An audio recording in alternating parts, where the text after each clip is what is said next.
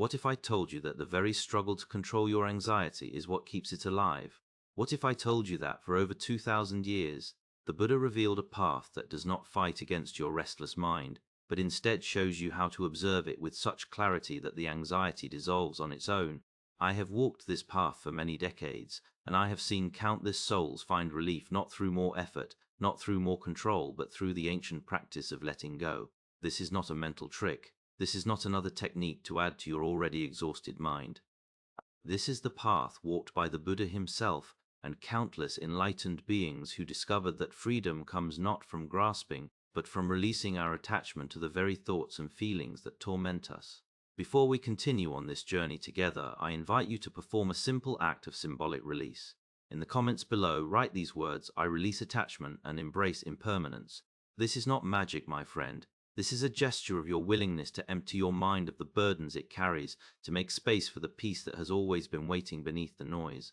When you write these words, you are declaring to yourself and to the universe that you are ready to walk the middle way, the path that the Buddha discovered under the Bodhi tree.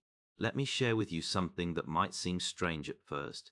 Your anxiety is not your enemy. Your restless thoughts are not invaders that must be defeated. The Buddha taught us that suffering arises not from the thoughts themselves, but from our relationship with them. We cling to some thoughts, we push away others, and in this constant battle we create the very suffering we are trying to escape. Modern life has taught you that more effort brings more results, that if you just try harder, control more, plan better, you will finally find peace. But I am here to tell you that this is the path of exhaustion, and it leads only to more suffering. The Buddha called this dukkha, the fundamental unsatisfactoriness that permeates life when we do not understand its true nature. You feel it every day, do you not? That tightness in your chest when you wake up thinking about all the things you must control.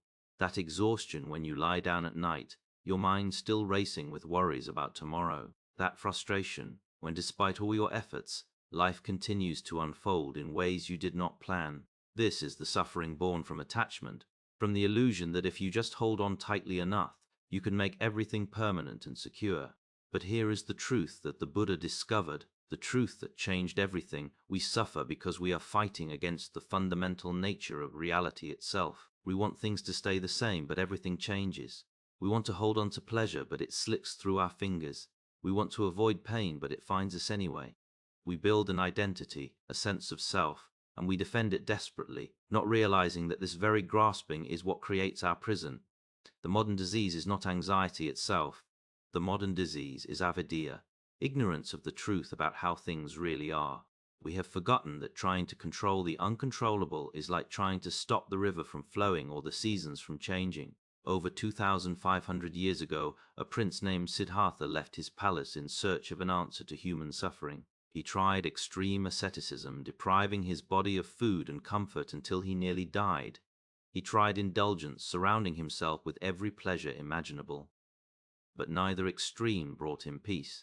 Then, one night, sitting beneath a tree, he made a simple decision. He would observe his mind with complete honesty, without trying to change anything, without running away from anything, and in that observation he awakened to the truth.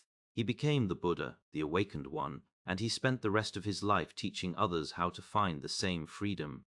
The Buddha's first teaching after his enlightenment was the Four Noble Truths, and they remain as relevant today as they were 25 centuries ago. The first noble truth is that life contains suffering. Not that life is only suffering, but that suffering is an undeniable part of the human experience. You already know this truth intimately. Your anxiety is proof of it, but the Buddha did not stop there. The second noble truth reveals where this suffering comes from. It arises from tanha, our craving and attachment. We want things to be different than they are. We want permanence in an impermanent world. We want security where there is only constant change. And this wanting, this grasping, this is the root of our pain. Now listen carefully to the third noble truth, because this is where hope lives. The Buddha said that it is possible to end suffering, not by changing the world, not by controlling every circumstance, but by understanding the true nature of reality and releasing our attachment to fixed outcomes. This state of liberation is called nirvana, which literally means the extinction of the fires of greed, hatred, and delusion. It is not somewhere far away. It is here now, available to you in this very moment when you stop fighting and start observing.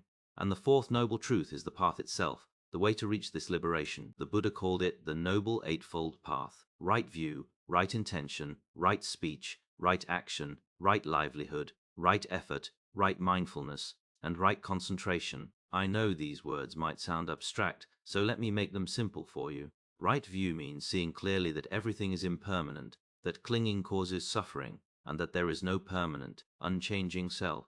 Right intention means cultivating thoughts of kindness, compassion, and letting go rather than thoughts of craving, aversion, and harm. Right speech, right action, and right livelihood mean living ethically, causing no harm to yourself or others. Right effort means gently guiding your mind toward wholesome states without force or violence. Right mindfulness means being fully present with what is happening now, without judgment.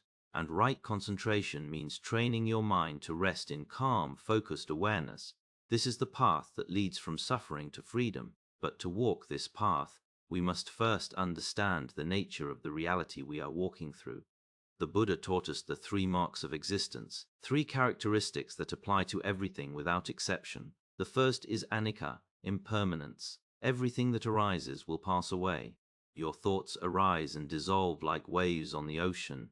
Your emotions come and go like weather patterns. Your body is constantly changing, aging, transforming. The circumstances of your life shift and flow.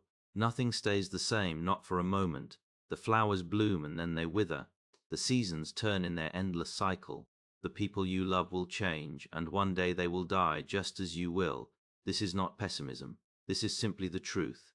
When you resist this truth, when you try to freeze time and make things permanent, you create suffering. Your anxiety is often born from this resistance. You worry about the future because you want to control it, to make it secure and predictable. You regret the past because you want to change what has already changed. But when you accept impermanence, when you really understand it in your bones, something miraculous happens. You stop fighting the river and you learn to flow with it. You appreciate what is here now because you know it will not last forever. You hold your loved ones with an open hand rather than a tight fist. You make peace with change because you recognize that change is the very nature of life itself.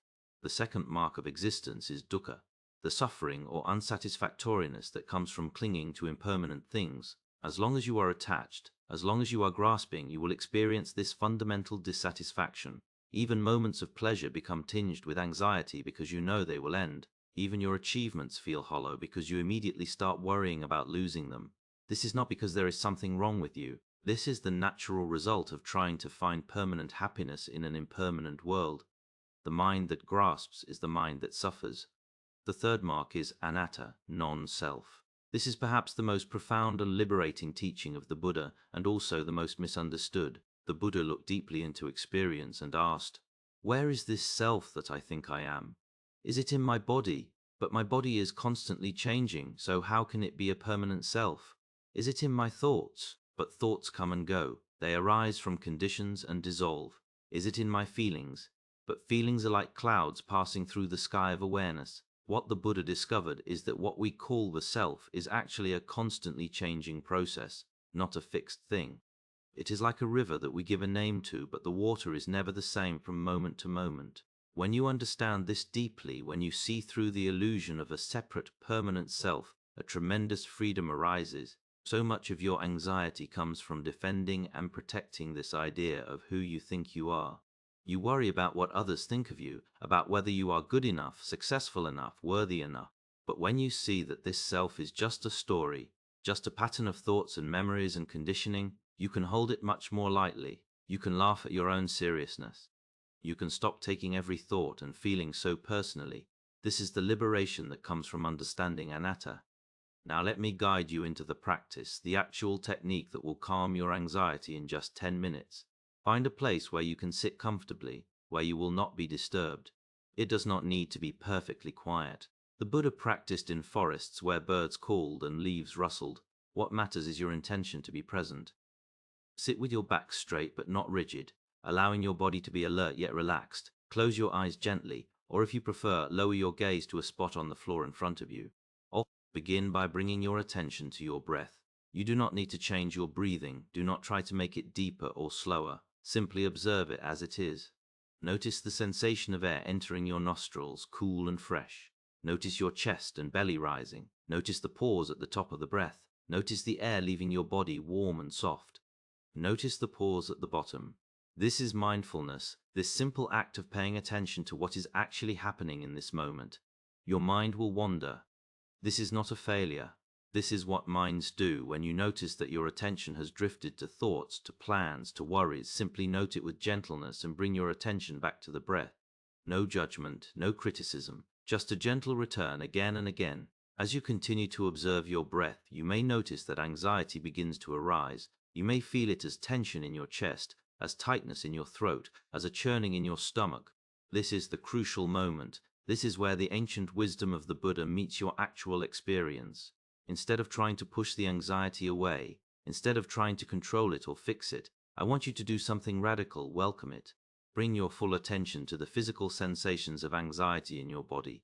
Where exactly do you feel it? What is its quality? Is it hot or cold, tight or loose? Does it pulse or is it steady? Observe it with the same gentle curiosity that you would observe a cloud passing through the sky. Here is what the Buddha discovered and what you will discover if you practice. When you observe anxiety without resistance, without adding the story of I shouldn't feel this way or I need to make this stop, the anxiety begins to change on its own. It moves, it shifts, sometimes it intensifies briefly before it dissolves.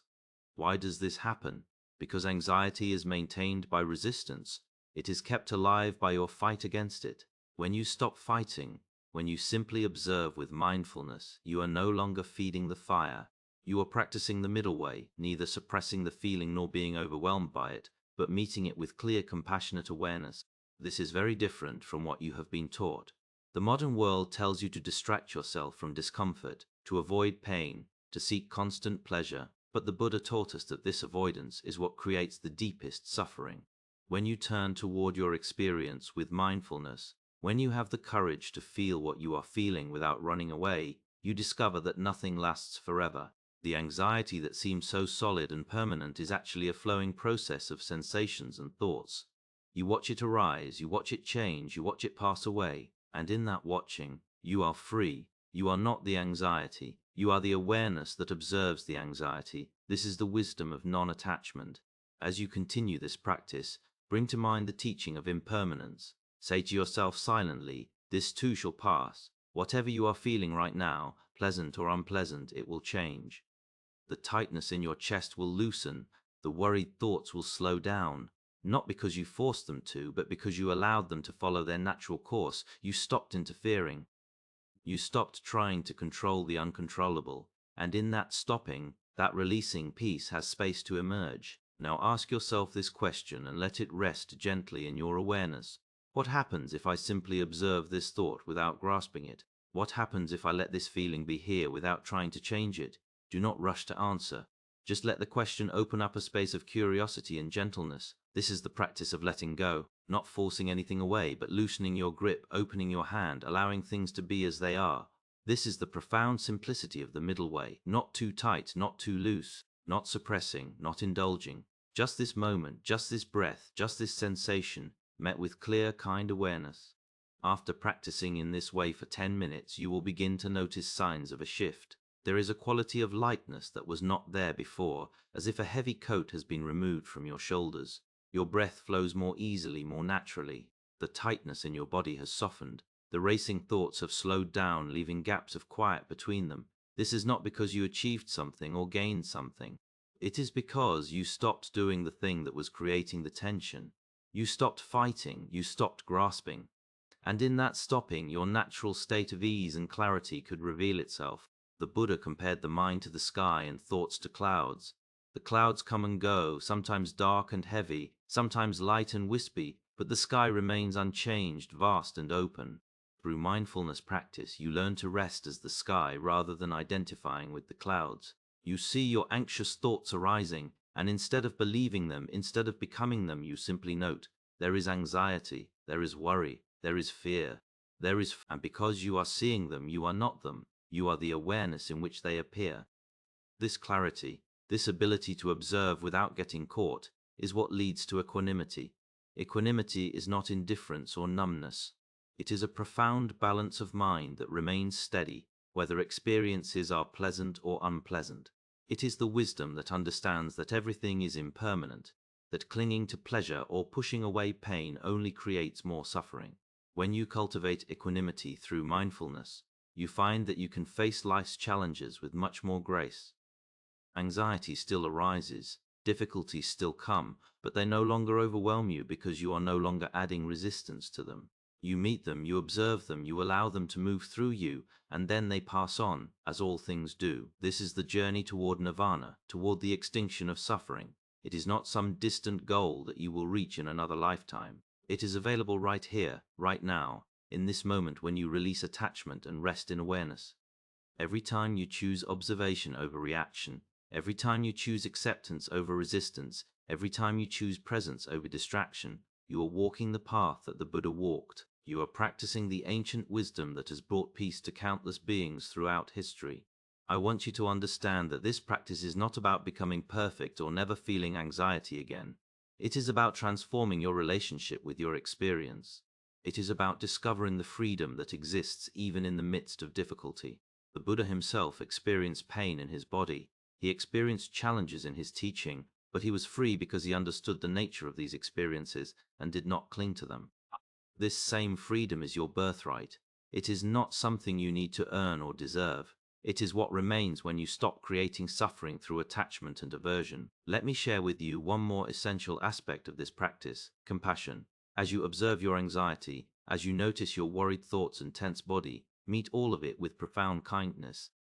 You are not broken. You are not failing. You are a human being experiencing the natural result of living in a world where everything changes and nothing can be controlled. The Buddha taught us to extend to ourselves the same compassion we would offer to a dear friend who is suffering.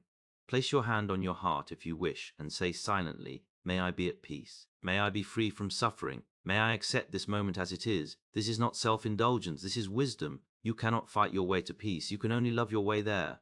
As we come to the close of this teaching, I invite you to take this practice into your daily life. You do not need to set aside hours for meditation, though longer practice will deepen your understanding. But you can practice mindfulness in any moment. When you feel anxiety rising while standing in line, at work, or lying in bed at night, pause. Take 3 conscious breaths. Bring your attention to the physical sensations in your body. Observe without judging. Remind yourself that this too shall pass. This is the practice, simple, ancient, and profoundly effective. If this teaching has touched you, if you feel called to walk this path of the Dharma with me, I invite you to subscribe to this channel so we can continue this journey together. Leave in the comments the phrase of release we spoke of earlier: I release attachment and embrace impermanence. This is your declaration of freedom, your willingness to let go of the burden of control and rest in the natural ease of your true nature. Remember, my friend, the Buddha discovered that the answer to suffering is not more effort, not more control, not more grasping. The answer is seeing clearly, letting go gently, and resting in the awareness that has always been here, waiting patiently beneath the noise of the worried mind. You have everything you need already. You do not need to become someone different. You only need to stop pretending that you can control the uncontrollable and start living in harmony with the truth of impermanence. This is the path. This is the way. May you walk it with peace, with clarity, and with compassion for yourself and all beings.